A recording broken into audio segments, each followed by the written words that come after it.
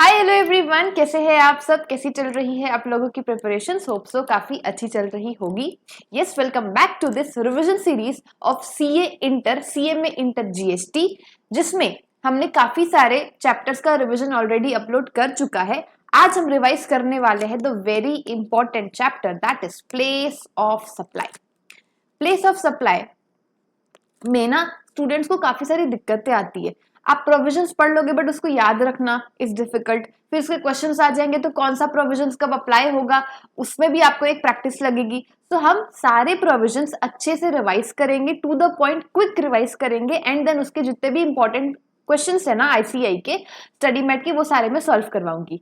ठीक है, सो बिना टाइम वेस्ट किए let's start the powerful to the point revision of place of supply. देखो, हमने अभी तक क्या सीखा कि सप्लाई क्या होता है सेक्शन 7 में। ठीक है, उसके बाद सेक्शन 7 के बाद कंपोजिट सप्लाई है कि मिक्स सप्लाई है वो देखा। फिर लेवी एंड कलेक्शन, ठीक है, जिसमें 5 सेक्शंस थे, 5 सब सेक्शंस थे, 9 1 2 3 4 5। ठीक है, उसके बाद हमने देखा सर सेक्शन 10 कंपोजिशन स्कीम।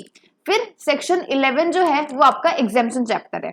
उसके बाद आपका सेक्शन 12, सेक्शन 13 क्या है सर? Time of supply. हमको ये पता चल गया कि सप्लाई क्या होता है, टैक्स कब कहाँ किस पे लगता है। ठीक है, अब देखो कब कहाँ किस पे लगता है, तो कब बोले तो टाइम ऑफ सप्लाई, कहाँ कहाँ हम अभी पढ़ने वाले हैं that is place of supply, और किस में लगता है तो आपका वैल्यू ऑफ सप्लाई, जो हमने वो भी रिवाइज कर चुका है सेक्शन 50। ठीक है, अब मेरे को एक बात बताना, ये सारे जो सेक्शंस है ना सर, ये किस एक्ट के हैं? CGST act 2017, right. लेकिन आपका जो प्लेस ऑफ सप्लाई है दैट इज, जो सेक्शंस गिवन है प्लेस ऑफ सप्लाई के प्रोविजंस गिवन है, सेक्शन 10 11 12 13, ये सारे जो सेक्शंस है ना सर, वो आपके हैं आईजीएसटी एक्ट 2017 के। ये आपको पता होना चाहिए। ठीक है सर, अब देखो प्लेस ऑफ सप्लाई क्यों निकाला जाता है, ताकि हमें पता चले कि ये जो ट्रांजैक्शन हो रहा है वो उसमें सीजीएसटी लगेगा, एसजीएसटी लगेगा या फिर आईजीएसटी लगेगा। मतलब आपका वो इंटर स्टेट है कि वो इंट्रा स्टेट है, ये हमको पता लगाना पड़ेगा। ठीक है, तो इसके लिए हम पढ़ते हैं सर प्लेस ऑफ सप्लाई। अभी देखो, अगर फॉर एग्जाम्पल जो लोकेशन ऑफ सप्लायर और आपका जो प्लेस ऑफ सप्लाई है वो सेम स्टेट में है, वो आपका सेम स्टेट में है, तो ये क्या हो जाएगा आपका इंट्रा स्टेट सप्लाई, और इसमें आपका क्या लग जाएगा? सी और एस। ठीक है, लेकिन अगर आपका लोकेशन ऑफ सप्लायर और प्लेस ऑफ सप्लाई जो है वो डिफरेंट स्टेट में रहा, तो क्या हो जाएगा आपका? वो इंटर स्टेट हो जाएगा and you will be levied IGST, right. इसलिए हमें निकालना पड़ता है प्लेस ऑफ सप्लाई, क्योंकि देखो लोकेशन ऑफ रेसिपिएंट से हमें फर्क नहीं पड़ेगा। ठीक है, आपको पता होना चाहिए कि इसका प्लेस ऑफ सप्लाई क्या है। ओके, तो प्लेस ऑफ सप्लाई और लोकेशन ऑफ सप्लायर आप देखोगे क्वेश्चन में, अगर दोनों सेम स्टेट में है तो आप इंट्रा लगा दोगे, और डिफरेंट स्टेट में है तो फिर इंटर लगा दोगे, एंड देन आईजीएसटी उसमें लग जाएगा। ठीक है, अब इंटर लेवल पे, सीए इंटर लेवल पे आपके पास है section number 10 and section number 12। ठीक है, फाइनल लेवल पे यू विल बी स्टडिंग 10 11 12। ठीक है, 10 11 12 और 13। तो अब शुरू करते हैं सेक्शन नंबर 10। सेक्शन नंबर 10 किस बारे में बात करता है? Obviously place of supply, but किसका? गुड्स का, which is other than import and export. जो इंडिया में ही जो गुड्स है वो सप्लाई हो रहे हैं, उसका प्लेस ऑफ सप्लाई क्या होगा? ठीक है, other than import and export. Okay, so पहला दिया हुआ है सर आपका first, where the supply involves movement of goods whether by the supplier or the recipient or by any other person। मतलब आप उस गुड्स का सप्लाई कर रहे हो जिस गुड्स में मूवमेंट इन्वॉल्व है। ठीक है, तो वो गुड्स मूवेबल है, उस केस में प्लेस ऑफ सप्लाई क्या होगा आपका? उस गुड्स का लोकेशन। मतलब फॉर एग्जाम्पल ए ने बी को गुड्स सेल किया, ठीक है, ए ने बी को कुछ फॉर एग्जाम्पल बैग्स सेल किए। अभी ये गुड्स क्या है? मूवेबल है। ओके, ये गुड्स बी के पास जा रहे हैं। ओके, तो ये बी के पास एंड हो रहे, जाके ये बी के पास पहुंच गए। तो जहां पे गुड्स में मूवमेंट इन्वॉल्व होता है, तो वहां पे गुड्स जहां पे उसकी डिलीवरी टर्मिनेट होती है, यहाँ पे उसकी डिलीवरी टर्मिनेट हो रही है, तो देयरफॉर प्लेस ऑफ सप्लाई क्या हो जाएगा? जहां पे ये गुड्स की डिलीवरी टर्मिनेट हुई है। ओके, फॉर एग्जाम्पल ये मुंबई का है और ये आपका रायपुर का है, तो इसका प्लेस ऑफ सप्लाई क्या हो जाएगा? Raipur, that is Chhattisgarh. Clear? where the movement of goods terminates for delivery to the recipient. Okay. Second, where the goods are delivered to the recipient or any person on the direction of the third person by way of transfer of title or otherwise. ये भी बहुत important case है, इसको अपन बोलेंगे bill to ship to वाला case. ठीक है, bill to ship to वाला केस. इसमें कैसे होता है ना कि ए है, बी है और सी है. ए आपका सप्लायर है. ओके. बी जो है वो ओरिजिनल बायर है, बी ओरिजिनल बायर है और सी जो है वो रेसिपिएंट है. ओके. अभी बी ने क्या बोला ए को कि जो गुड्स है ना वो आप डायरेक्टली किसको शिप कर दो, सी को शिप कर दो. बोले तो अगर बी ने पहले कोई ए को बोला होगा कि मुझे ये गुड्स चाहिए, मुझे 10 बैग्स जो है वो आप मुझे देना. ओके. मैं आपसे परचेस करूंगा. बट उतने में ही क्या हुआ ना, सी ने बी को ऑर्डर दे दिया कि मुझे 5 बैग्स चाहिए, फॉर एग्जाम्पल 5 बैग्स चाहिए. ओके. इसको परचेस करना है सी को, किससे, बी से परचेस करना है. तो बी बोलेगा कि रुको ए, आप मुझे 10 बैग्स मत देना सारे, आप उसमें से 5 बैग्स जो है ना वो सी को शिप कर दो. ओके. सी के पास डिलीवर कर दो. तो यहाँ पे बिलिंग किसके नाम पे होगी सर, बिलिंग तो बी के नाम पे होगी, सिर्फ शिपिंग किसके नाम पे होगी, सी के नाम पे. मतलब शिपिंग बैग्स जाएगा किसके पास, सी के पास. तो इस केस में प्लेस ऑफ सप्लाई क्या होगा, तो यहाँ पे जो ओरिजिनल बायर है ना, जो थर्ड पार्टी इसको कहा जाता है, जो थर्ड पार्टी है जिसके नाम पे बिलिंग हुई है, जिसने सप्लायर को इंस्ट्रक्ट किया है, डायरेक्ट किया है कि आप जो गुड्स है वो इसको डिलीवर कर दो, तो जिसने बोला है, जिसने इंस्ट्रक्ट किया है, प्लेस ऑफ सप्लाई उसका हो जाएगा. मतलब अगर बी फॉर एग्जांपल नागपुर का है तो प्लेस ऑफ सप्लाई आपका नागपुर हो जाएगा. समझा आपको. ठीक है. So place, principal place of business of such third person, ये भी इंपॉर्टेंट है. Okay sir. अभी आ जाओ आप, where there is no movement of goods either by the supplier और रेसिपिएंट. वहां पे मतलब जब आप कोई गुड्स सप्लाई करते हैं तो गुड्स में कोई मूवमेंट इन्वॉल्व नहीं है, तो उस केस में आपका प्लेस ऑफ सप्लाई क्या हो जाएगा, location of such goods at the time of delivery to the recipient. मतलब वो रेसिपिएंट जब उस गुड्स को खरीदने आएगा और वो गुड्स जिस लोकेशन पे पड़ा होगा, that will be your place of supply of that goods. ठीक है. So where there is no movement, तो location of such goods at the time of delivery to the recipient. Okay. वो ऊपर वाले में क्या था, जिसमें मूवमेंट इन्वॉल्व है, टर्मिनेट हो रही है जहां पे डिलीवरी, वो आपका प्लेस ऑफ सप्लाई होगा. ठीक है सर. ओके. अभी देखो fourth, where supply is made, where supply is made to unregistered persons and the address of such person is recorded in the invoice. Easy है. देखो यहाँ पे क्या बोल रहा है, सप्लायर ने किसी अनरजिस्टर्ड पर्सन को सप्लाई किया. ठीक है, गुड्स का सप्लाई किया एंड सप्लायर के रिकॉर्ड्स में हो सकता है या तो फिर इनवॉइस में हो सकता है कि उस अनरजिस्टर्ड पर्सन का एड्रेस अवेलेबल है. तो एड्रेस अगर अवेलेबल है तो क्या हो जाएगा, वही उसका प्लेस ऑफ सप्लाई हो जाएगा. So location as per the address of unregistered person located in the recorded in the invoice. Okay. अगर उस एड्रेस में सिर्फ लिखा होगा कि ये जो रेसिपिएंट है वो छत्तीसगढ़ का है, तो सीधा छत्तीसगढ़ उसका क्या मान लेंगे सर, आपका प्लेस ऑफ सप्लाई मान लेंगे. ठीक है. Second, where supply is made to unregistered person and जो एड्रेस है उस पर्सन का it is not recorded in the invoice. सामने वाला अनरजिस्टर्ड पर्सन है, उसका एड्रेस जो है वो अवेलेबल है भी नहीं, उस केस में प्लेस ऑफ सप्लाई क्या माना जाएगा sir, location of the supplier. ठीक है. ओके. अभी देखो, वेयर गुड्स आर असेंबल्ड और इंस्टॉल्ड एट साइट. मतलब फॉर एग्जांपल एसी लगा हुआ है और एसी मैंने खरीदा, तो उसको इंस्टॉल करने के लिए मेरे घर पे आएंगे. ठीक है. वहां पे शॉप वाले जो है इंस्टॉल करने के लिए घर आएंगे, तो यहाँ एसी इंस्टॉल कहाँ हो रहा है, मेरे घर पे. ठीक है. तो यहाँ का जो प्लेस लोकेशन होगा वो आपका प्लेस ऑफ सप्लाई माना जाएगा. तो गुड्स जहां पे असेंबल्ड होते हैं, गुड्स जहां पे इंस्टॉल्ड होते हैं, वो लोकेशन आपकी क्या मानी जाएगी, प्लेस ऑफ सप्लाई. मतलब place where the goods are installed, मतलब असेंबल्ड और इंस्टॉल्ड. ठीक है. Okay sir. अभी देखो, where the goods are supplied on board a conveyance like a vessel, aircraft, train, motor vehicle. Yes, motor vehicle. तो यहाँ पे पता है कैसे होता है, फॉर एग्जाम्पल आप ट्रेन में ट्रेवल करने के लिए बैठे. ठीक है. आप इस स्टेशन से इस स्टेशन पर जा रहे हो. ठीक है. बीच में फॉर एग्जाम्पल नागपुर आया, मैं नागपुर ज्यादा बोल रही हूँ. ठीक है. यहाँ पे रायपुर से आप वो चढ़े. ठीक है. फॉर एग्जाम्पल नागपुर आया. अभी नागपुर में आपने क्या ले लिए, नागपुर में ना संतरे, ऑरेंजेस बहुत अच्छे मिलते हैं, तो आपने ऑरेंजेस का एक कार्टून बॉक्स ले लिया. ठीक है। तो गुड्स यहाँ पे ऑन बोर्ड कहाँ से हो रहे हैं, नागपुर से हो रहे हैं। तो प्लेस ऑफ सप्लाई क्या माना जाएगा सर, जहां से गुड्स ऑन बोर्ड हो रहे हैं that will be your place of supply, place where such goods are taken on board the conveyance. समझ आया बात, ठीक है। तो गुड्स के केस में जहां पे भी गुड्स ऑन बोर्ड लिया जाता है, ठीक है, कन्वेयंस में, तो वो जहां से ऑन बोर्ड होता है वो आपका प्लेस ऑफ सप्लाई माना जाएगा। ओके, ठीक है।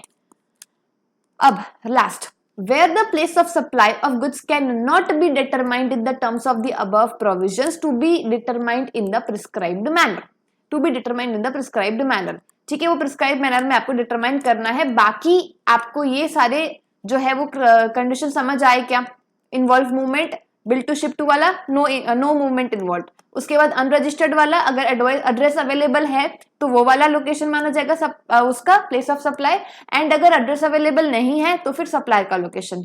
गुड्स जहां पे असेंबल्ड होते हैं, इंस्टॉल्ड होते हैं, तो वो लोकेशन प्लेस ऑफ सप्लाई मानी जाएगी, और गुड्स जहां पे ऑन बोर्ड होते हैं वो आपका क्या हो जाएगा, प्लेस जहां से गुड्स ऑन बोर्ड हो रहे हैं वो। ठीक है सर, अभी देखो सेक्शन 10 किसके बारे में था, place of supply of goods जहां पे मतलब अदर देन इंपोर्ट और एक्सपोर्ट, बस ये था। अभी सेक्शन 12 पढ़ेंगे, ठीक है। सेक्शन 12 क्या बोलता है sir, place of supply of services. Okay, place of supply of services जहां पे location of supplier and location of recipient दोनों ही इंडिया में है, कोई भी बाहर का नहीं है। ओके, चलो सेक्शन 12 बहुत इंपॉर्टेंट है, मेजर क्वेश्चंस इसी में से पूछे जाते हैं, ठीक है। Now, in respect of the following 12 categories of services, the place of supply है determined with reference to a proxy. Rest of the services are governed by the default provision. अभी देखो जो सेक्शन 12 है ना उसमें से एक डिफॉल्ट प्रोविजन है, बाकी सारे स्पेसिफिक प्रोविजन है जिनका स्पेसिफिक क्या बोलना चाहिए दिया हुआ है कि ये लोकेशन इसका प्लेस ऑफ सप्लाई माना जाएगा। तो मैं सबसे पहले ना आपको एक बार ना डिफॉल्ट प्रोविजन पढ़ाती हूँ ताकि आपको क्लियर रहे। यहाँ पे ये देखो जो ऊपर जितने भी सर्विसेज दिए हुए शायद वो 12(3) से लेके 12(14) तक, ओके, 12 सबसेक्शन 3 से लेके 12 सबसेक्शन 14 तक सारे स्पेसिफिक प्रोविजंस दिए हुए हैं जिनका लोकेशन ये सेक्शंस में जो लिखा होगा वही प्लेस ऑफ सप्लाई माना जाएगा। लेकिन सर सेक्शन 12 क्लॉज 2 पता है किसके बारे में बात करता है, डिफॉल्ट प्रोविजन के बारे में। जो सर्विसेज इन यहां से मतलब 3 से लेके 14 तक के सेक्शंस में नहीं गिवन है वो उसका लोकेशन जो है 12(2) बताएगा, मतलब उसका प्लेस ऑफ सप्लाई कौन सा सेक्शन बताएगा, 12(2) बताएगा। So for the rest of the services other than दो स्पेसिफाइड अबव जो डिफॉल्ट प्रोविजन है वो क्या होगा, अगर B2B है, ठीक है, अगर B2B है registered person to registered person, recipient भी आपका रजिस्टर्ड है, उस केस में प्लेस ऑफ सप्लाई क्या हो जाएगा, location of such registered person. लेकिन अगर आपने सप्लाई किया किसी अनरजिस्टर्ड पर्सन को और वही एड्रेस अगर रिकॉर्ड में अवेलेबल है तो उसका लोकेशन, ठीक है। और बाकी केसेस में अगर एड्रेस मान लो अवेलेबल नहीं है तो फिर सप्लायर ऑफ सर्विस का लोकेशन माना जाएगा। कर लगा, समझ आया सर, आ गया ना। अब अपन बाकी के सारे जो स्पेसिफिक प्रोविजन है वो खत्म करते हैं। आ जाओ, देखो ये बहुत इंपॉर्टेंट है। Immovable property related services including accommodation इन होटल, बोट, वेसल, ठीक है। तो इस केस में क्या होगा place of supply, for example आपने कोई होटल बुक किया है, वहां पे आप स्टे कर रहे हो, वहां पे आप सर्विसेज अवेल कर रहे हो, ठीक है। या फिर आप किसी जैसे हाउस बोट होता है, ठीक है, तो हाउस बोट आपने बुक किया, वहां पे आप एक दिन के लिए रहे, है ना, तो वो उसकी आपने सर्विसेज ली। So that is what all immovable property की सर्विसेज आप ले रहे हो। तो उस केस में प्लेस ऑफ सप्लाई क्या होता है, जहां जिस जगह पे इमूवेबल प्रॉपर्टी लोकेटेड है ना वो जगह मानी जाएगी आपकी प्लेस ऑफ सप्लाई। समझ आया, मतलब अगर आप फॉर एग्जांपल रायपुर के हो एंड आप जाके मुंबई में कुछ दिन के लिए स्टे कर रहे हो, ठीक है, 2 दिन के लिए आपने इमूवेबल प्रॉपर्टी होटल लिया एंड वहां पे आपने स्टे किया, तो वहां पे आपका प्लेस ऑफ सप्लाई ये नहीं देखा जाएगा कि आप कहां से हो, ये भी नहीं देखा जाएगा कि लोकेशन ऑफ सप्लायर क्या है, ठीक है। जहां पे इमूवेबल प्रॉपर्टी लोकेटेड है ना that will be your place of supply. Okay, अब location at which the immovable property या फिर बोट या फिर वेसल इज लोकेटेड और intended to be located that will be your place of supply. अगर हो सकता है आपकी जो प्रॉपर्टी है अगर वो इंडिया के बाहर लोकेटेड है तो उस केस में प्लेस ऑफ सप्लाई क्या रहेगा, रेसिपिएंट की लोकेशन, ठीक है। So if located outside India, then location of the recipient will be your place of supply. ठीक है, अभी देखो, if the immovable property, boat or vessel is located in more than one state, हो सकता है ना ऐसा कि ये एक दो स्टेट्स है, ठीक है, ये एक, ये दो, ये तीन, तो तीन स्टेट्स में ऐसा हो सकता है कि जो प्रॉपर्टी है वो ऐसे बनी हुई है, जो तीनों स्टेट्स की जो एरिया है वो कवर कर रही है, तो उस केस में कैसे निकालोगे आप प्लेस ऑफ सप्लाई? तो अब फिर आपको प्रपोर्शन निकालना पड़ेगा, each such state in provision to the value of service provided in each state. तो आपको रेफर टू, चलो मैं आपको रेफर करवा देती हूँ, ये देखो, manner of determining the proportionate value of immovable property related services attributable to different state. अगर दो से ज्यादा या फिर एक से ज्यादा स्टेट्स पे इमूवेबल प्रॉपर्टी लोकेटेड है, उस केस में प्लेस ऑफ सप्लाई क्या माना जाएगा सर? आपको प्रोपोर्शनेट वैल्यू निकालना पड़ेगा, ठीक है। हो सकता है कि आपका और सप्लायर का अग्रीमेंट हुआ है कि इस स्टेट के लिए इतना पैसा लूंगा और इतना एरिया कवर रहेगा, तो आप उस प्रोपोर्शन पे जो है वो प्लेस ऑफ सप्लाई मानोगे। लेकिन हो सकता है कोई अग्रीमेंट नहीं हुआ है, तो उस केस में कैसा करोगे? In the absence of a contract और अग्रीमेंट, उस रिगार्ड्स में आपको सबसे पहले देखो, service provided by way of lodging, accommodation by hotel, inn guest house etcetera and its ancillary services other than cases where such property is a single property located in two or more contiguous states or union territories or both। तो यहाँ पे आपको क्या देखना पड़ेगा सर? Number of nights stayed in such property, मतलब आप जैसे 2 दिन जो है वो आप नागपुर में स्टे किए, उसके बाद बाकी के जो 3 दिन है वो आपने मुंबई में स्टे किया, या फिर हो सकता है आपने जयपुर में स्टे किया, ठीक है। तो 2 दिन के लिए जो प्लेस ऑफ सप्लाई है जो आपने नागपुर में स्टे किया है तो महाराष्ट्र होगा, और जो 3 दिन का आपने जयपुर में स्टे किया है that will be what? Jaipur, ठीक है। So services provided by way of lodging, accommodation by hotel, inn guest, ancillary services, तो यहाँ पे number of nights stayed in such property, और बाकी अदर सर्विसेज में which is in relation to immovable property including, देखो, including organizing any marriage, reception, accommodation in a single property located in 2 or more contiguous states। एक single property है जो कि एक से ज्यादा states में located है, ठीक है, और वहां पे हो सकता है आपने अपनी शादी अरेंज करवाई, शादी ऑर्गेनाइज करवाई, तो उस केस में प्लेस ऑफ सप्लाई क्या माना जाएगा?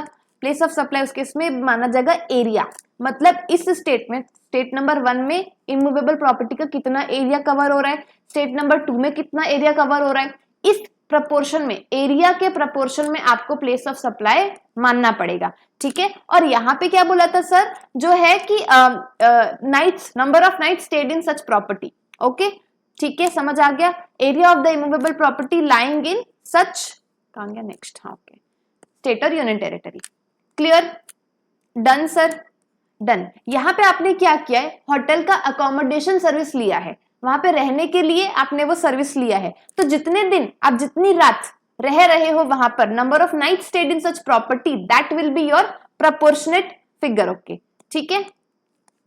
चलो last, services by way of lodging, accommodation by house boat, vessel and its ancillary services. Jammu Kashmir में ना हाउस बोट्स होते हैं, ठीक है, तो वो हाउस बोट्स अगर आपने वो वाली सर्विस ली है, उस केस में आपका प्लेस ऑफ सप्लाई क्या होगा? So time spent by the boat or vessel in each such state or union territory, मतलब ये जो हाउस बोट है वो एक दिन इस स्टेट पे स्टे किया, ठीक है, उसके बाद हाउस बोट को वही ले जाके दूसरी स्टेट में हो, फॉर एग्जांपल वहां पे स्टे किया, तो जितना टाइम वो एक स्टेट पे गुजारता है, जितना टाइम वो एक स्टेट पे रहती है वो हाउस बोट, वो आपका प्लेस ऑफ सप्लाई उस स्टेट के लिए माना जाएगा।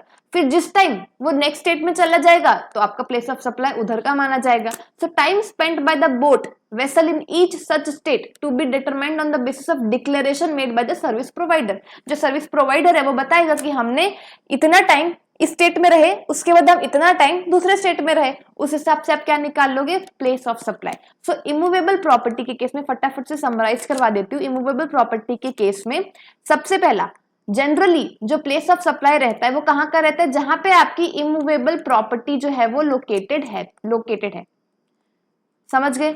अभी अगर आपका इमूवेबल प्रॉपर्टी जो है वो मोर देन वन स्टेट में लोकेटेड है, ठीक है, मोर देन वन स्टेट में लोकेटेड है। और पहला, अगर आपने वहां की अकोमोडेशन की सर्विसेज अवेल किया, ठीक है, अकोमोडेशन की services, hotel, inn, guest house वगैरह, तो उस केस में प्लेस ऑफ सप्लाई किस प्रपोर्शन में निकाला जाएगा सर, बताओ, number of night stayed, okay, number of night stayed in that hotel, okay. उसके बाद सेकेंड, अगर आपको फॉर एग्जांपल आपने कोई इवेंट ऑर्गेनाइज करवाया, मैरिज इवेंट्स ऑर्गेनाइज करवाया, ठीक है, उस इमूवेबल प्रॉपर्टी में जो अलग अलग स्टेट्स में जो है वो लोकेटेड है, तो अपने को वहां पे क्या प्रपोर्शन निकालना है, एरिया, कि किस स्टेट में कितना एरिया है इस इमूवेबल प्रॉपर्टी का। उसके बाद थर्ड सर, थर्ड आपका क्या था, हाउस बोट, ठीक है, हाउस बोट नहीं मतलब बोट वेसल, ये सब। तो यहां पे आप कैसे निकालोगे, time spent by these boats in one state and then वो आपका प्रोपोर्शनल वाला वैल्यू हो जाएगा। समझ आ गया, इमूवेबल प्रॉपर्टी समराइज भी करवा दी, बहुत ही डिटेल में मैं रिवीजन करवा रही हूं, सो प्लीज अच्छे से रिवीजन करना, ठीक है। और अच्छा लगेगा तो प्लीज लाइक भी कर देना, कमेंट करके बता भी देना, ओके। चलो, immovable property done, done. Second, restaurant and catering services, personal grooming, fitness, beauty treatment, health services. आपको बहुत और ज्यादा सुंदर दिखना है, आप ब्यूटी ट्रीटमेंट करवाने जा रहे हो, प्लास्टिक सर्जरी करवाने जा रहे हो, ठीक है, या फिर पर्सनल ग्रूमिंग, जिम वगैरह जा रहे हो, हेल्थ सर्विस लेने जा रहे हो, रेस्टोरेंट जा रहे हो, तो ये सारी जो सर्विसेज है ना, उस केस में आपका लोकेशन क्या रहेगा, मतलब प्लेस ऑफ सप्लाई क्या माना जाएगा, तो लोकेशन जहां पे ये सर्विसेज एक्चुअली परफॉर्म हो रही है। फॉर एग्जांपल आप मुंबई गए हो, एकदम बढ़िया से पार्लर में गए, स्पा, ब्यूटी ट्रीटमेंट सारी चीजें करवाई, तो यहाँ का प्लेस ऑफ सप्लाई क्या माना जाएगा, बताओ, जहां पे वो एक्चुअली परफॉर्म हुई है। अभी कितने सारे लोग कितनी सारी जगहों से ये ब्यूटी ट्रीटमेंट करवाने आते होंगे, तो फिर जहां पे वो एक्चुअली परफॉर्म हो रही है ना, that will be your place of supply, ठीक है। इट्स अ रिवीजन वीडियो, इसलिए मैं थोड़ा सा क्विक भी जाऊंगी, ठीक है। Training and performance appraisal, training and performance appraisal मतलब क्या होता है सर, मैं जैसे फॉर एग्जांपल कहीं डिपार्टमेंट वगैरह में, कहीं कंपनीज में कुछ ट्रेनिंग लेने गई, ठीक है, कुछ ट्रेनिंग लेने गई, अभी मैं ट्रेनिंग लेने जा रही हूँ, मैं ट्रेनिंग देने की सर्विस प्रोवाइड कर रही हूँ, तो इस केस में प्लेस ऑफ सप्लाई क्या माना जाएगा मेरी सर्विस का।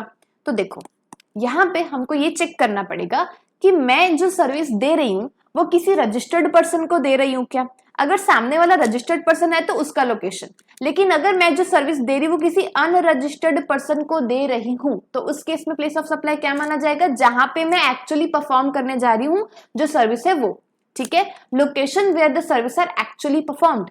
समझ आया, रजिस्टर्ड पर्सन को अगर मैंने सर्विस दिया ट्रेनिंग की, तो वो रजिस्टर्ड पर्सन का लोकेशन प्लेस ऑफ सप्लाई माना जाएगा। अगर सामने वाला अनरजिस्टर्ड निकला, तो जहां पे मैंने एक्चुअली सर्विस परफॉर्म की है, that will be your place of supply, okay, done.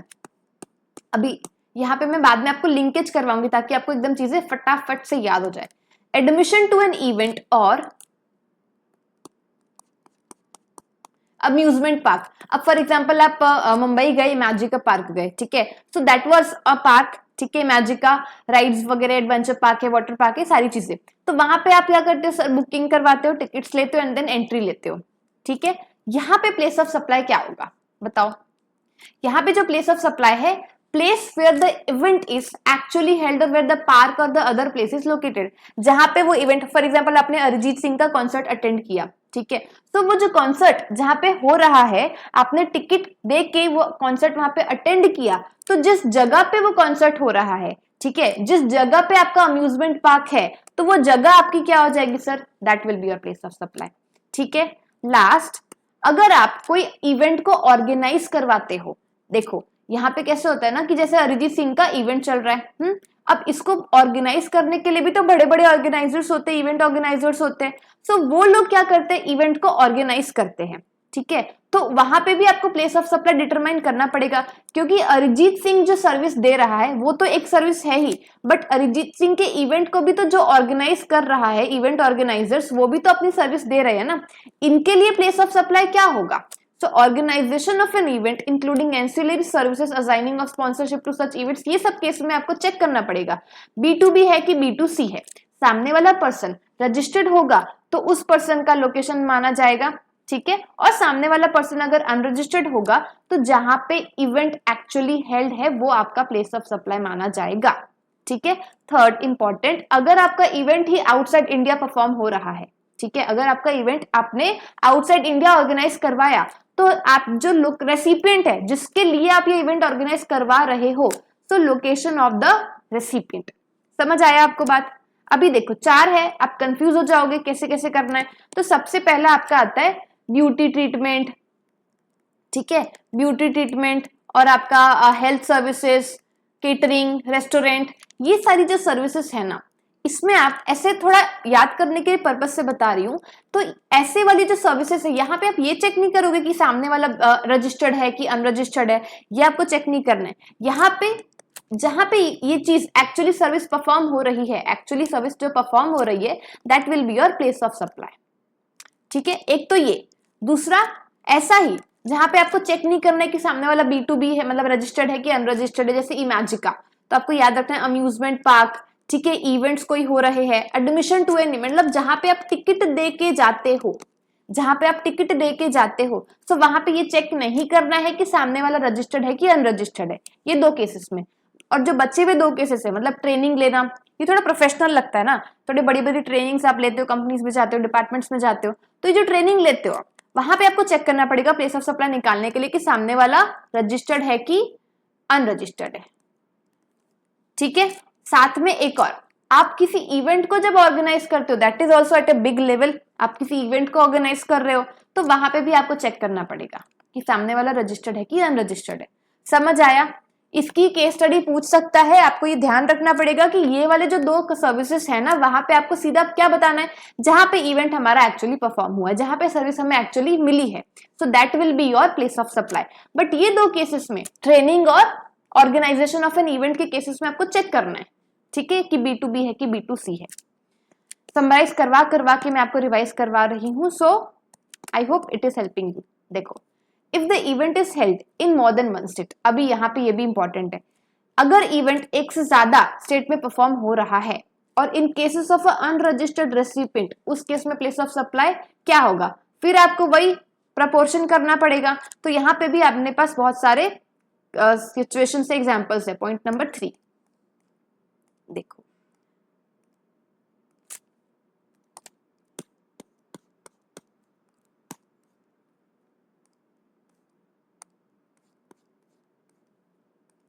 this manner of determining proportionate value of service relating to organization of event attributable to different states, union territories where the event is held in absence of contract or agreement। उस case में proportion कैसे निकालोगे sir आप? proportion निकालोगे generally accepted accounting principles जो बोलता है उस हिसाब से आपको proportion कर देना है और उस हिसाब से प्लेस ऑफ सप्लाई निकालना है। ठीक है, जनरली एक्सेप्टेड अकाउंटिंग प्रिंसिपल्स। अब आते हैं अपन सेकेंड, ये transportation of goods including mails और कोरियर। अब बोलोगे गुड्स वाला तो मैम पढ़ चुके हैं सेक्शन नंबर 10 में, फिर यहाँ पे क्यों आया? ये जो है वो ट्रांसपोर्टेशन ऑफ गुड्स है, सप्लाई ऑफ गुड्स नहीं है। सेक्शन 10 बात करता है सप्लाई ऑफ गुड्स की, उस केस में अपने को प्लेस ऑफ सप्लाई बताना रहता है। बट सेक्शन 12 बात करता है सप्लाई ऑफ सर्विसेज की। तो यहाँ पे हमने क्या किया है, ट्रांसपोर्टेशन की सर्विस दी है, ठीक है, गुड्स को ट्रांसपोर्टेशन की सर्विस, गुड्स को मतलब ट्रांसपोर्ट करवाने की सर्विस दी है। तो transportation of goods including mails और कोरियर, यहाँ पे प्लेस ऑफ सप्लाई क्या माने जाएंगे बताओ? अगर सामने वाला B2B है, ठीक है, अगर फॉर एग्जाम्पल जो जिसको आप सर्विस दे रहे हो वो पर्सन जो है वो रजिस्टर्ड है, तो उस पर्सन का लोकेशन प्लेस ऑफ सप्लाई माना जाएगा। लेकिन आप, मैं, हम लोग क्या है, अनरजिस्टर्ड है। हम अगर किसी ट्रांसपोर्टेशन सर्विस वाले से हमारे गुड्स के लिए ट्रांसपोर्टेशन की सर्विस लेने जाते हैं तो उस केस में प्लेस ऑफ सप्लाई क्या माना जाएगा? B2C।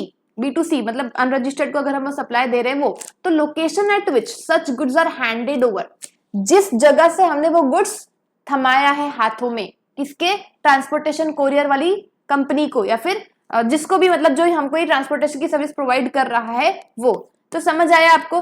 Transportation of goods including mail और कोरियर में अगर B2B सामने वाला रजिस्टर्ड रहा तो उसका लोकेशन B2C। अगर सामने वाला अनरजिस्टर्ड है तो मैं जहां से, जिस जगह में ये गुड्स लाकर दे रही हूं आपको, ठीक है, तो वो जिस जगह पे हैंड ओवर कर रही हूँ आपको गुड्स, वो जगह ही, वो लोकेशन ही क्या बन जाएगा? आपका प्लेस ऑफ सप्लाई बन जाएगा।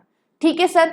अब पैसेंजर ट्रांसपोर्टेशन, गुड्स ट्रांसपोर्टेशन हो गया, पैसेंजर ट्रांसपोर्टेशन, बस है, आपका ट्रेन है, ये सारे जो ट्रांसपोर्टेशन है, उस केस में आपका प्लेस ऑफ सप्लाई क्या होगा? सेम। क्या सेम? B2B है तो रजिस्टर्ड पर्सन का लोकेशन, अगर B2C है तो उस केस में जहां से पैसेंजर चढ़ा, ठीक है, एम्बार्क किया on the conveyance for a continuous journey, तो वो आपका क्या हो जाएगा, आपका प्लेस ऑफ सप्लाई हो जाएगा, जहां से चढ़ा।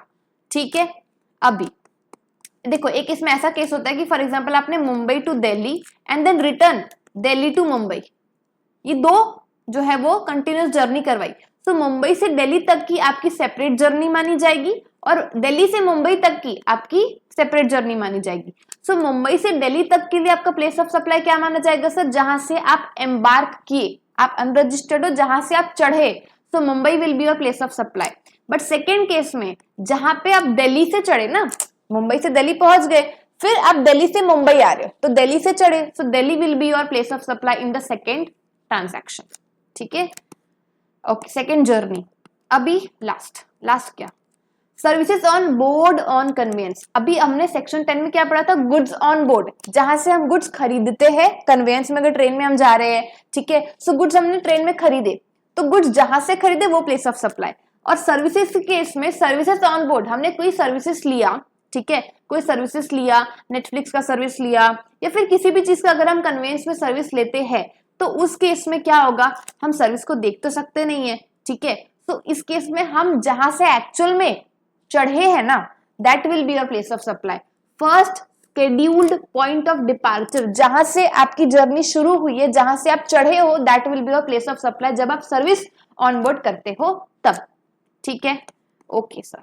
Now banking and other financial services including stock broking, अगर कोई बैंकिंग की फाइनेंशियल सर्विसेज हम ले रहे हैं उस केस में क्या होगा प्लेस ऑफ सप्लाई।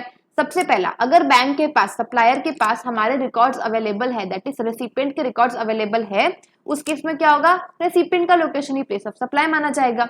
लेकिन अगर रेसिपिएंट का लोकेशन जो है वो रिकॉर्ड अवेलेबल नहीं है, सप्लायर का location will be your place of supply.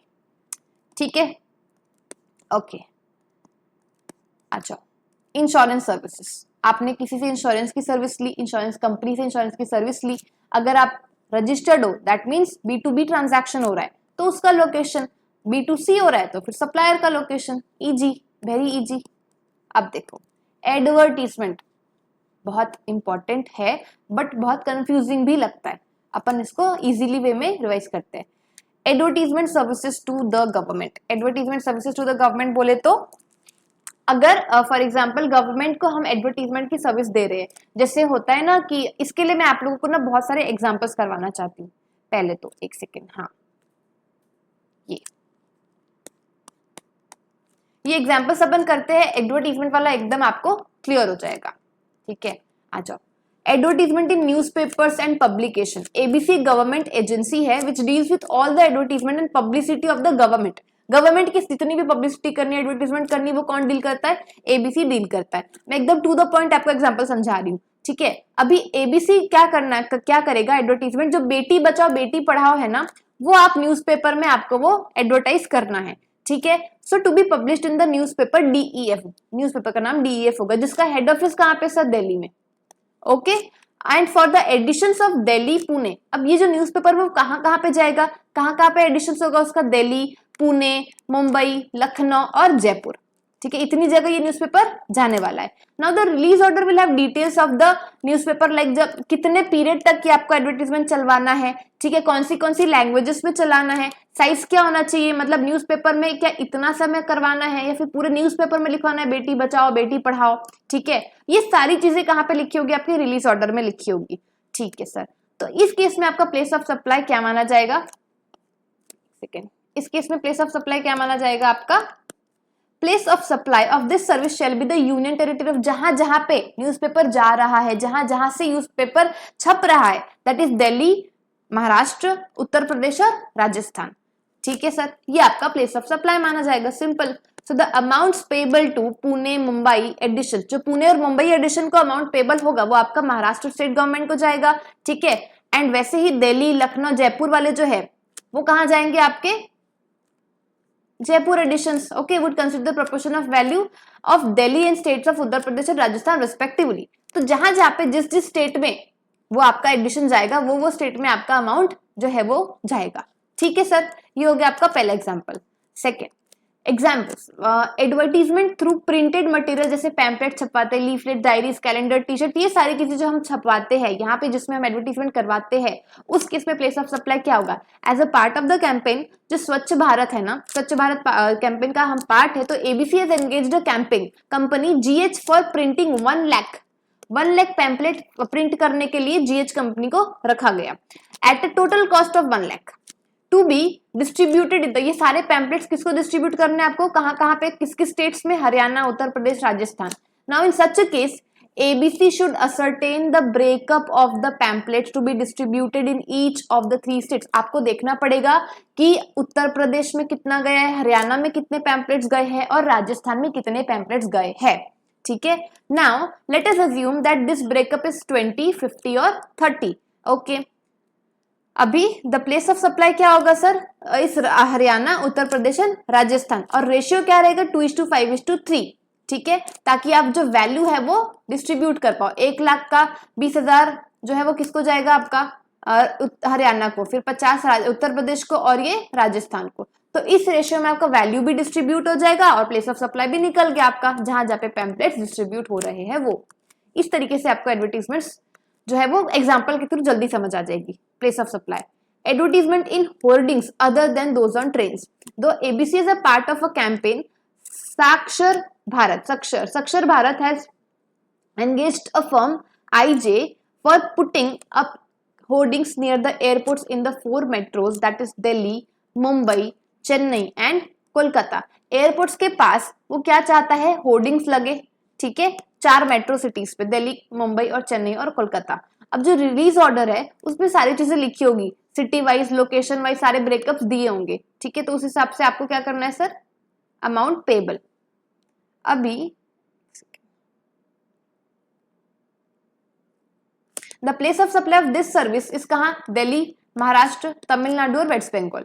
अब in case amount actually paid to IJ for the hoardings in each of the 4 metros will constitute the value attributable to dissemination in the union territory of Delhi, Maharashtra, Tamil Nadu, west Bengal.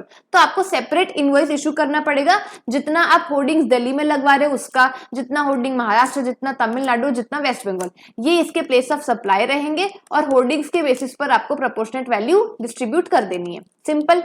ठीक है, advertisement और train में कैसा होता है ना कि जैसे फॉर एग्जाम्पल यहाँ पे ABC places an order to KL for advertisement to be placed on the train. Advertisement में लंबा लंबा लिखा होता है ना, काफी सारे एडवर्टीजमेंट्स होते हैं उसमें, तो यहाँ पे एडवर्टीजमेंट से जननी सुरक्षा योजना, तो ये पूरे ट्रेन में ऐसे पोस्टर लगे हुए हैं। So the length of a track in a state will vary from train to train. ठीक है, now the for advertisements to be placed on the Hazrat Nizamuddin Vasco da Gama Goa express, ये ट्रेन का नाम है, इसमें आपको एडवर्टीजमेंट जो है वो पोस्टर प्लेस करना है, जो कहां से कहां तक चलती है सर? दिल्ली क्रॉस होती है, हरियाणा, उत्तर प्रदेश, मध्य प्रदेश, महाराष्ट्र, कर्नाटका, गोवा, इतने सारे स्टेट्स कवर करती है ये ट्रेन। नाउ केएल में ascertain the total length of the track from Hazrat Nizamuddin to Vasco da Gama as well as the length of the track in each of this states. मतलब ये आपकी पटरी है ना, ठीक है, ये आपकी पटरी है, ये आपका एक स्टेट है मान लो, तो इस स्टेट में ट्रेन जो है वो उसकी लेंथ अपन देखेंगे, तो स्टेट की लेंथ देखोगे। ठीक है, एंड उस लेंथ के अकॉर्डिंग आप प्लेस ऑफ सप्लाई मानोगे। समझ आया? अगर गोवा में इतने लेंथ कवर कर रहा है तो इस लेंथ तक, मतलब ये जो आपकी ट्रेन है ना, इसमें जो पोस्टर लगा है, तो गोवा के स्टेशन में आपका जितना लेंथ है उसका प्रपोर्शन निकालोगे आप, एंड वो उस प्रपोर्शन के हिसाब से आपको सारे स्टेट्स में प्लेस ऑफ सप्लाई बताना है कि हाँ इतने लेंथ तक ये इस स्टेट में है, इतने लेंथ तक ये इस स्टेट में है, तो उस हिसाब से आप प्लेस ऑफ सप्लाई बताओगे। ठीक है सर, ओके। ये आप एग्जांपल एक बार रेफर जरूर करना, इलस्ट्रेशन ये मॉड्यूल का ही है, ये मैं पीडीएफ काम करूंगी, टेलीग्राम पे डाल दूंगी, तो ये आप डिटेल में रेफर कर सकते हो। ठीक है सर, ओके। रेलवे टिकट्स में भी कुछ एडवर्टीजमेंट्स होती है, देखो ऐसे जो रेलवे टिकट्स होती है ना, एक सेकेंड,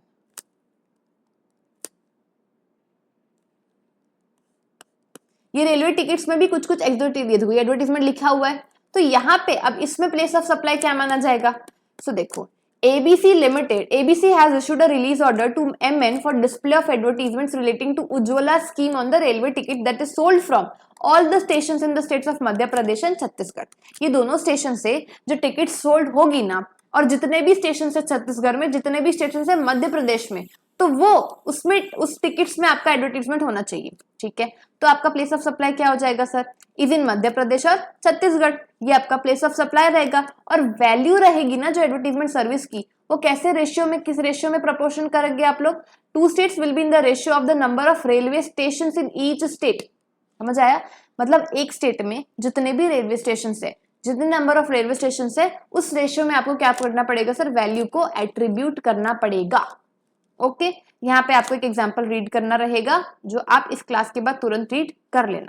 ठीक है, अभी एडवर्टीजमेंट्स ऑन रेडियो स्टेशंस, उसके बाद एडवर्टीजमेंट्स ऑन टेलीविजन चैनल्स, कितने व्यूज आते हैं, ठीक है, वो आपको देखना पड़ेगा। तो वो कौन बताते हैं sir, telecasting for advertisement relating to Pradhan Mantri Kaushal Vikas Yojana in the month of November 2017। First phase this will be telecast in the union territory of Delhi, Uttar Pradesh, Uttarakhand, Bihar और झारखंड।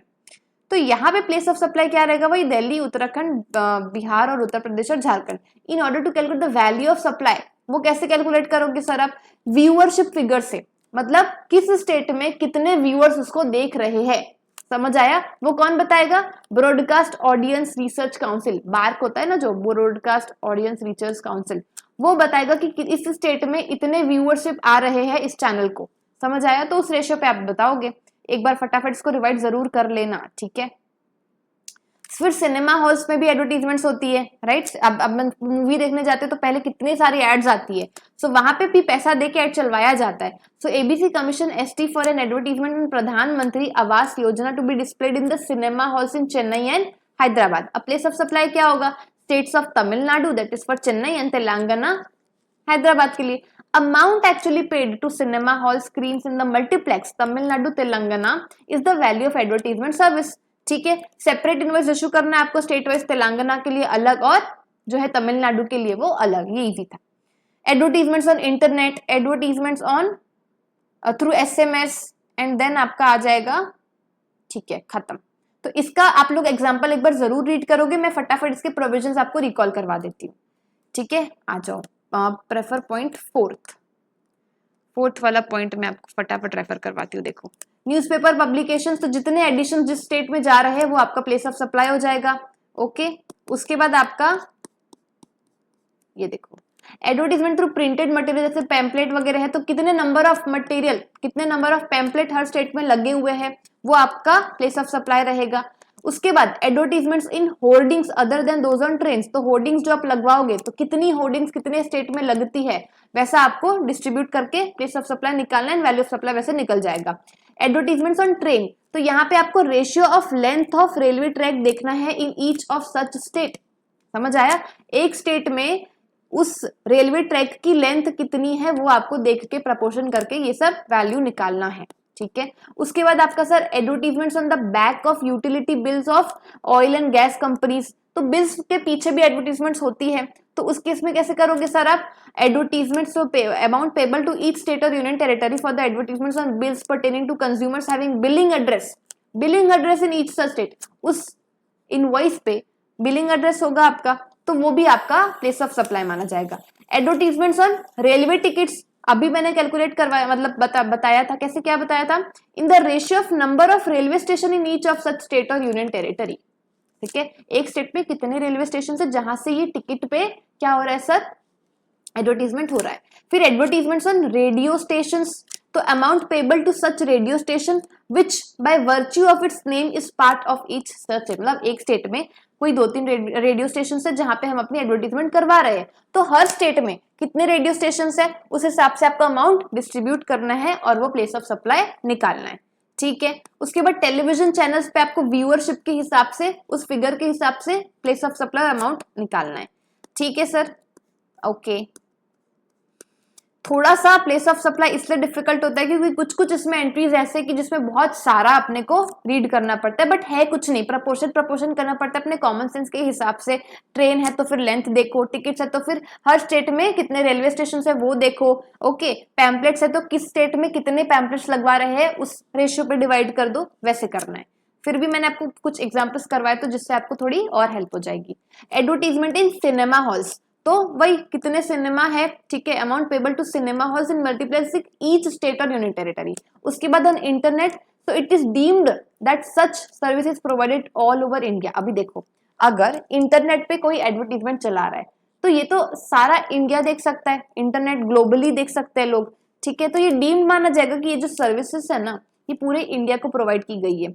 अभी amount attributable to each state और यूनियन टेरिटरी वो कैलकुलेट किया जाएगा on the basis of internet subscribers in each of such state. समझ रहे हो आप कितना गहरा बात है ये? देखो, मतलब एक स्टेट में कितने इंटरनेट सब्सक्राइबर्स है वो आपको निकालना पड़ेगा, फिर उस रेशियो पे अमाउंट डिस्ट्रीब्यूट करना पड़ेगा। समझ आया? इसका एग्जांपल जरूर पढ़ना। Internet subscriber figures for the last quarter of a given financial year, TRAI can be used for calculating the subscribers. इस तरीके से कुछ कैलकुलेशंस होती है और आपको डिस्ट्रीब्यूट करना रहेगा, ठीक है, उस रेशियो पे। समझ आया? ओके देखो, ये रेगुलर क्लास नहीं है, still I am trying my best to revise okay this chapter. Advertisements through SMS, advertisements through SMS, amount attributable to each state or union territory calculated on the basis of telecom subscribers। अगर आप internet के through advertisement कर रहे हो तो internet subscriber हर state में कितने होंगे वो कैलकुलेट करवाओ, ठीक है, एंड उस हिसाब से आप प्रपोर्शन वैल्यू पे डिवाइड करो, अपोर्शन कर दो। SMS के थ्रू आप एडवर्टीजमेंट कर रहे हो तो टेलीकॉम सब्सक्राइबर्स देखो हर स्टेट में कितने हैं, उस हिसाब से आपको प्रपोर्शन करना पड़ेगा। हाँ समझ आया? ये सारे थे आपके एडवर्टीजमेंट के लिए place of supplies. Okay okay, अभी शायद एकदम ऐसे थोड़ा ही है बस, हाँ लास्ट है, फिर आपका प्लेस ऑफ सप्लाई के प्रोविजंस में सारे करवा चुकी होंगी एंड देन अपन क्वेश्चंस करेंगे, ठीक है सर। नाउ टेलीकम्युनिकेशन सर्विसेज, ये कैसे होता है? इसमें क्या होता है? Services involving fixed line leased, जो ऐसे खंबे नहीं होते, टावर्स होते हैं ना, फिक्स्ड लाइन लीज्ड जो टावर्स लगे होते हैं, तो वो टेलीकम्युनिकेशन सर्विस है। अपना DTH एंटीना, ये देखो डिश एंटीना, ये सब जो लगा होता है उसका प्लेस ऑफ सप्लाई क्या होगा? जहां पे वो फिक्स्ड करेंगे इक्विपमेंट वो, ठीक है, सिंपल है। अगर जो जहां पे खंबा लगाया वो आपका क्या हो जाएगा? वो लोकेशन प्लेस ऑफ सप्लाई हो जाएगा, ठीक है। अभी second service, post paid services. Post paid services देखो क्या होता है ना कि जो पोस्ट पेड अपन क्या करवाते हैं, अपन प्रीपेड करवाते हैं, बट जो post paid mobile internet service होता है तो location of billing address of the recipient होना चाहिए प्लेस ऑफ सप्लाई। अगर पोस्ट पेड है तो फिर जिस रेसिपिएंट ने ये क्या करवाया, पोस्ट पेड करवाया है, तो उसका जो बिलिंग एड्रेस है ना वो उसका लोकेशन माना जाएगा प्लेस ऑफ सप्लाई, ठीक है। If the same is not available तो फिर सेम सप्लायर का लोकेशन मान लो प्लेस ऑफ सप्लाई, क्या दिक्कत है? ओके प्रीपेड अगर है ना sir, prepaid mobile internet DTH service अगर है, उस केस में अगर आप जो प्रीपेड मोबाइल का जो रिचार्ज है वो आप थ्रू सेलिंग एजेंट करवाते हो, अगर थ्रू सेलिंग एजेंट करवाते हो या फिर कोई रीसेलर डिस्ट्रीब्यूटर है उसके थ्रू आप अगर ये करवाते हो प्रीपेड, तो उस केस में इस सेलिंग एजेंट का एड्रेस जो है ना वो आपका लोकेशन ऑफ सप्लायर माना जाएगा। प्रीपेड में ना दो होता है, एक तो आपका ये सेलिंग एजेंट वाला, इसके थ्रू अगर आप करवा रहे हो अपना प्रीपेड मोबाइल जो रिचार्ज है तो इसका एड्रेस प्लेस ऑफ सप्लाई माना जाएगा, ठीक है। ओके अभी अगर सेलिंग एजेंट जो है वो रिचार्ज नहीं करता, कौन रिचार्ज करता है? By any person to final subscriber, मतलब जो कंपनी है ना वो डायरेक्ट फाइनल सब्सक्राइबर को प्रीपेड रिचार्ज करवा कर देती है, तो उस केस में लोकेशन जहां पे प्री पेमेंट इज रिसीव्ड और place of sale of vouchers. हम जैसे कोई वाउचर्स लेने गए, पहले ऐसा होता था ना, वाउचर लेके आते थे, रिचार्ज वगैरह करवाते थे, तो जिस वो लोकेशन आपकी प्लेस ऑफ सप्लाई हो जाएगी। उस केस में आपको कौन, एजेंट तो है नहीं, ठीक है, डायरेक्ट आपको आपका सब्सक्रिप्शन मिल रहा है, तो उस केस में location where pre payment is received और place of sale of vouchers. समझ आया? ठीक है। अभी when payment made through electronic mode, तो इलेक्ट्रॉनिक मोड अगर होगा तो हमारी डिटेल्स तो उनके पास होगी ही ना, तो उस केस में क्या हो जाएगा? Location of recipient in the records of the supplier, supplier के रिकॉर्ड्स में हमारा एड्रेस जो होगा ना that will be the place of supply. Other cases में क्या हो जाएगा? Address of the recipient in the records of the supplier, अगर वो अवेलेबल नहीं है तो सप्लायर का रिकॉर्ड्स, सप्लायर का लोकेशन, ठीक है। तो ये था आपका टेलीकम्युनिकेशन सर्विस। इसमें फिक्स्ड लाइन होगा तो जहां पे वो फिक्स्ड लाइन इक्विपमेंट का लोकेशन होगा वो आपका प्लेस ऑफ सप्लाई होगा। पोस्ट पेड के केस में आपको क्या देखना पड़ेगा सर? बिलिंग एड्रेस रेसिपिएंट का, अगर अवेलेबल नहीं है तो फिर सप्लायर का location, place of supply. Prepaid के केस में दो होते हैं। अगर सेलिंग एजेंट के थ्रू अगर आप प्रीपेड मोबाइल सर्विस वगैरह ले रहे हो तो सेलिंग एजेंट का एड्रेस प्लेस ऑफ सप्लाई माना जाएगा। अगर नहीं है selling agent, directly final subscriber को करवाया जा रहा है प्रीपेड, तो उस केस में क्या हो जाएगा, उसका प्लेस ऑफ सप्लाई जो है वो उसका लोकेशन हो जाएगा। अदर केसेस में रेसिपिएंट का लोकेशन देख लो, वो नहीं होगा तो फिर क्या हो जाएगा, सप्लायर का लोकेशन हो जाएगा। ठीक है सर। अगर लीज्ड सर्किट, ठीक है, मोर देन वन स्टेट, वही आपको प्रपोर्शन करना पड़ेगा। Done sir. सारे सेक्शन, सारे पॉइंट्स मैंने एकदम अच्छे से रिवाइज करवाए हैं। हो सकता है कि आप लोगों को थोड़ी कुछ कंफ्यूजन होंगे, तो उसके लिए मैं एडवर्टीजमेंट के लिए स्पेसिफिकली वो पीडीएफ जो है वो क्या बोलते हैं टेलीग्राम ग्रुप में डाल दूंगी, ताकि आप क्या कर सको, उसको रेफर कर सको। एंड अभी मैं कुछ इंपॉर्टेंट क्वेश्चंस करवाऊंगी आईसीएआई स्टडी मटेरियल के ही, जिससे थोड़ी सी और ग्रिप बन जाए इस चैप्टर पे। ठीक है, so let's start the questions. देखो, पहला, in case of a domestic supply what is the place of supply where goods are removed. अपने सेक्शन 10 में क्या पढ़ा था, वेयर गुड्स इन्वॉल्व मूवमेंट। तो उस केस में प्लेस ऑफ सप्लाई क्या होती है sir, where the delivery terminates, right. जहां पे डिलीवरी टर्मिनेट होगी वो लोकेशन आपकी क्या मानी जाएगी सर, प्लेस ऑफ सप्लाई मानी जाएगी। ठीक है, फर्स्ट बहुत इजी था। Second, what will be the place of supply if the goods are delivered by the supplier to another person on the direction of a third person।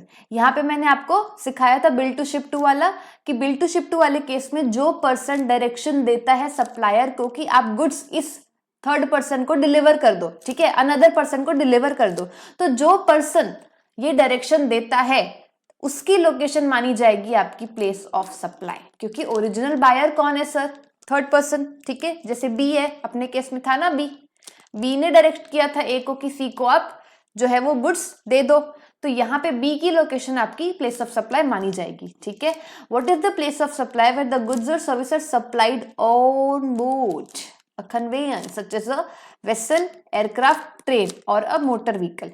यहाँ पे देखो ध्यान से पढ़ना, place of supply where goods और services. अगर goods and on board होते हैं ना सर, अगर गुड्स ऑन बोर्ड हो रहे हैं, ठीक है, तो जिस स्टेशन से, जिस जगह से गुड्स ऑन बोर्ड हो रहे हैं वो लोकेशन आपकी प्लेस ऑफ सप्लाई मानी जाएगी इन case of goods. But service के केस में क्या होता है, ये भी बताया था मैंने आपको। सर्विस के केस में आपका first scheduled point of departure कौन सा है, वो लोकेशन आपकी प्लेस ऑफ सप्लाई मानी जाएगी। तो ये आप दोनों लिख कर आना, गुड्स के केस में क्या होगा और सर्विस के केस में क्या होगा। ठीक है, the place of supply in relation to a immovable property which is situated in India, ठीक है, is the location of immovable property. Suppose एक रोड कंस्ट्रक्ट किया जा रहा है from Delhi to Mumbai covering multiple states, तो आपको क्या बताना है sir, place of supply of construction service.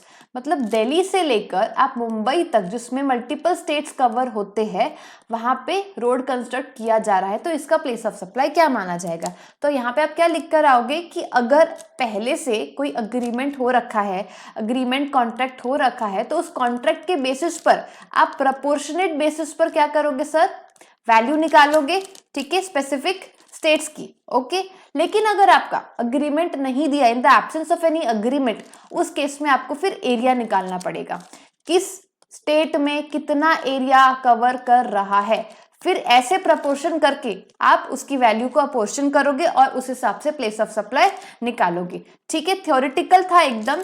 ठीक है, इसमें कैसे लिखोगे, where the immovable property located in more than one state, तो supply of service treated is made in each of the states in proportion to the value of service separately collected in terms of the contract और agreement entered. लेकिन अगर कोई contract आपने enter नहीं किया है, ऐसा कोई कॉन्ट्रैक्ट नहीं हुआ है, ठीक है, तो उस केस में कैसे करोगे सर, आप प्रपोर्शनेट वैल्यू निकालोगे सर्विसेज की which is supplied in different states, union territory, and यहाँ पे on the basis of area निकाला जाएगा। ठीक है sir, okay. Now what is the place of अच्छा ये वाला ना, what would be the place of supply of services provided by an event management company for organizing a sporting event for a sports federation which is held in multiple states। तो इस case में कैसे होता है sir, मैंने आपको बताया था कि जो इवेंट ऑर्गेनाइज किया जाता है तो उसमें आप क्या देखोगे, सबसे पहले देखोगे कि अगर B2B है, मतलब सामने वाला रजिस्टर्ड है, तो फिर रजिस्टर्ड पर्सन की लोकेशन को मानेंगे हम प्लेस ऑफ सप्लाई। बट अगर B2C है, सामने वाला अनरजिस्टर्ड है, उस केस में जहां इवेंट एक्चुअली हेल्ड हो रहा है that will be your place of supply. But यहाँ पे सर क्या पूछा है आपको, which is held in multiple states, तो आप कैसे लिखोगे, ये देखो, इन case of an event if the recipient registered है तो place of supply of such person location माना जाएगा। अगर रेसिपिएंट रजिस्टर्ड नहीं है तो फिर place of supply is the place जहां पे इवेंट एक्चुअली हेल्ड हो रहा है। ठीक है, अभी यहाँ पे जो इवेंट है वो मल्टीपल स्टेट्स पे हो रहा है और कंसोलिडेटेड अमाउंट चार्ज किया जाएगा उस सर्विस के लिए, तो आपको प्लेस ऑफ सप्लाई मानना पड़ेगा to be deemed to be in each state in proportion to the value of service. जैसा कॉन्ट्रैक्ट में आपने अग्री किया था उस हिसाब से आप मानोगे। बट अगर कोई भी कॉन्ट्रैक्ट नहीं हुआ है आपके बीच, दैट इज सप्लायर और रेसिपिएंट के बीच, तो उस केस में आप जनरली एक्सेप्टेड अकाउंटिंग प्रिंसिपल्स लगा दोगे।